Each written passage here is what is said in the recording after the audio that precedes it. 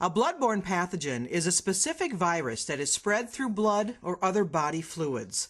Hepatitis refers to a disease that affects the liver, and the letters A, B, and C refer to a specific virus.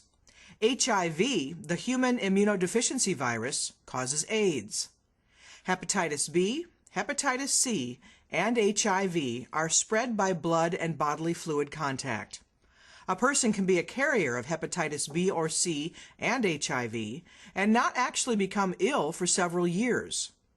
Exposure to these viruses are usually through sexual intercourse and IV drug use. The risk of being infected in the school setting is very low. In the school setting, we treat all blood or other body fluids as if they were infectious.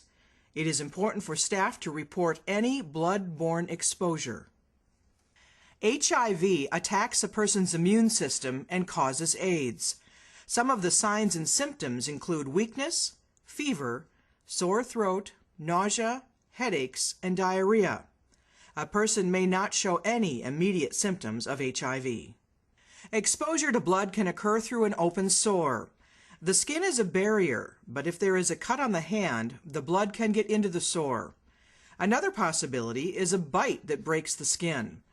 Hepatitis B could be transmitted. A needle stick and a splash of blood to the eyes, nose, or mouth are also potential risks. A person has to have the virus to spread any of the diseases. If you believe you have been exposed to another person's blood in any of these ways, you should report this to your supervisor. Hepatitis B attacks the liver. Signs and symptoms include fatigue, stomach pain, loss of appetite, nausea, jaundice, and darkened urine. Symptoms are sometimes asymptomatic. The condition is present without symptoms. Hepatitis C also attacks the liver. Signs and symptoms include fatigue, weight loss, nausea, and depression. Approximately 60 to 70% of people with hepatitis C show no discernible symptoms of the bloodborne disease. The exposure control plan contains exposure determination, including a list of job classifications identifying employees with occupational exposure. The schedule and method of implementation of methods of compliance, hepatitis B vaccination and follow-up, communication of hazards to employees, and record keeping. The procedures for evaluating exposure incidents. The exposure control plan is accessible to employees. Contact your supervisor for a copy of the plan. Exposure determination identifies and documents job classifications where occupational exposure can occur. The determination is made without regard to using personal protective equipment. Depending upon the results, written exposure determination may contain one or two lists. List 1.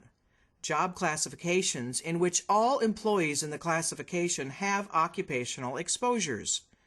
List 2, if applicable, is job classifications in which some employees in the classification have occupational exposure. The tasks and procedures must be indicated. Methods to reduce exposure to bloodborne diseases include engineering controls, work practice controls, and personal protective equipment. Engineering controls reduce employee exposure by either removing the hazard or isolating the worker. Examples of engineering controls include sharps disposal containers, biohazard bags, readily accessible hand washing facilities, antiseptic hand cleaner in conjunction with clean cloth or paper towels, or antiseptic towelettes where hand washing facilities are not feasible. Work practice controls reduce the likelihood of exposure to a bloodborne disease by altering how a task is performed. Examples of work practice controls include washing hands after removing gloves and as soon as possible after exposure occurs. After use, placing disposable contaminated sharps in an immediately accessible sharps container. Avoid eating, drinking, applying cosmetics or lip balm, and handling contact lenses in work areas where there is a reasonable likelihood of occupational exposure. Avoiding storing food and drink in refrigerators, freezers, shelves, cabinets, or countertops where blood and other potentially infectious materials are present. All procedures involving blood or other potentially infectious materials should be performed in such a manner as to minimize splashing, spraying, spattering, and generation of droplets of these substances. Use a brush or broom and dustpan to clean up contaminated broken glassware. Do not pick up glass directly with your hands and dispose of properly in a sharps container. Observe universal precautions. Treat all human blood and other potentially infectious materials as if known to be infected with blood-borne pathogens. When it is difficult to differentiate between body fluid types, consider them to be potentially infectious. Regardless of the perceived low-risk status of a student, consider all body fluid types as potentially infectious.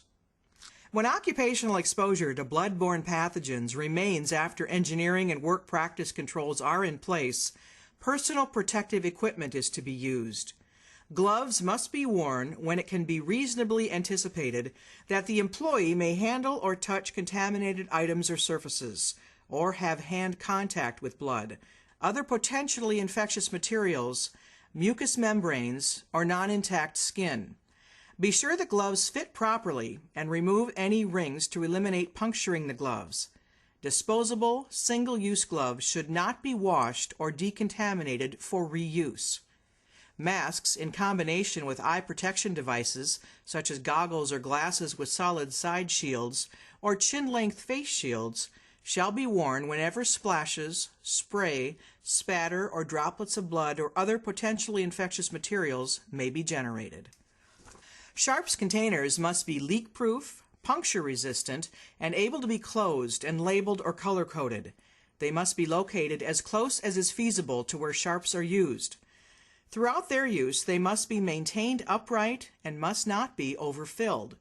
Prior to disposal, the container should be closed and then disposed of per Minnesota Infectious Waste Control Act requirements.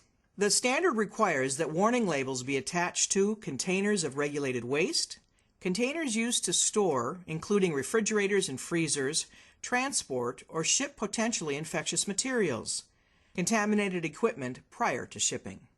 Some employees who are likely to incur routine occupational exposure are eligible to receive the hepatitis vaccine. These include the school nurse, anyone responsible for first aid, and others who incur routine exposure as assessed on an individual basis. It should be noted that antibody screening prior to vaccination is the employee's responsibility. The vaccine is available at no cost to employees. The vaccine is administered under a physician's supervision, and after the full series of 3 shots have been administered, the vaccination is 90% effective and protects for a lifetime. You may initially decline the vaccine and choose to accept later. If you decline, you must sign the OSHA district waiver. The hepatitis B vaccine is a series of 3 injections in a deltoid muscle, immediately, at 1 month, and again at 6 months.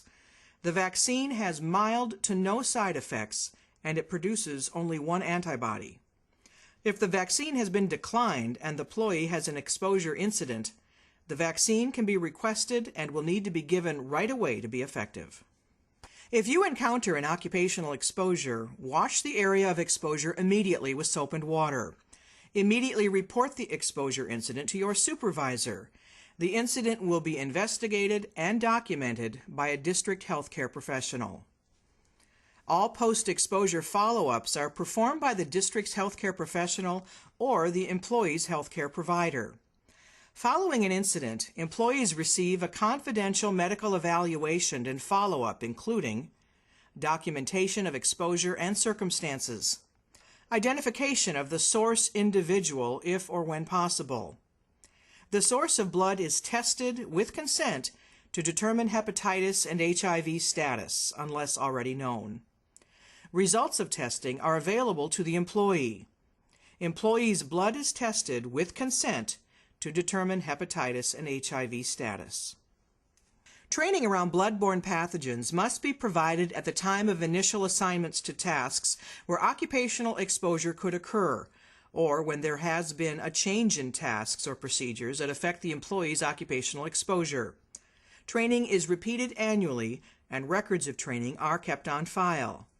Access to the OSHA standard and an explanation of its contents are available through the site facilitator and on the district's website.